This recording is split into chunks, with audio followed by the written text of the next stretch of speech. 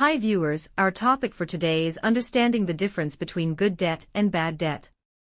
Understanding the difference between good debt and bad debt is essential for making informed financial decisions and managing your overall financial health. While debt can be a useful tool for achieving financial goals, not all debt is created equal. Here's a detailed explanation of the distinction between good debt and bad debt. 1. Good debt.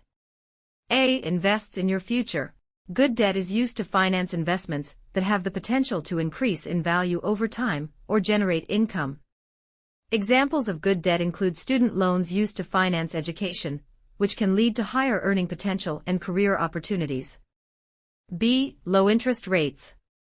Good debt typically comes with low interest rates, making borrowing and repaying over time more affordable. For example, mortgage loans may have relatively low interest rates compared to other forms of debt, especially when interest rates are favorable.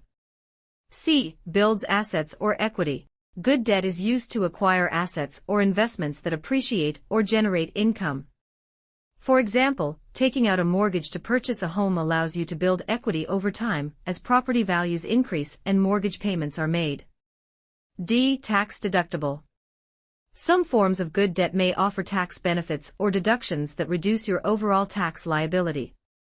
For example, mortgage interest payments on a primary residence may be tax deductible, providing potential savings for homeowners.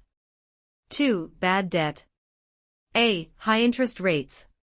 Bad debt typically comes with high interest rates, making it more expensive to borrow and repay over time. Credit card debt, for example, often carries double-digit interest rates, making it challenging to pay off and leading to significant interest costs over time. B. Used for non-essential purchases. Bad debt is often used to finance non-essential purchases or consumable items that depreciate over time. Examples include credit card debt used to fund vacations, luxury goods, or dining out excessively. C. Does not generate value or income. Bad debt does not contribute to wealth creation or generate income-producing assets. Instead, it drains financial resources and detracts from your overall financial health. For example, borrowing money to purchase a depreciating asset, such as a car, may result in negative equity over time.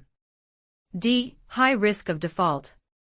Bad debt carries a higher risk of default or non-payment, leading to negative consequences such as damaged credit, collection actions, and financial hardship. Borrowers who accumulate excessive bad debt may struggle to meet their financial obligations and face long-term financial consequences. In summary, understanding the difference between good and bad debt is essential for making informed financial decisions and effectively managing your debt.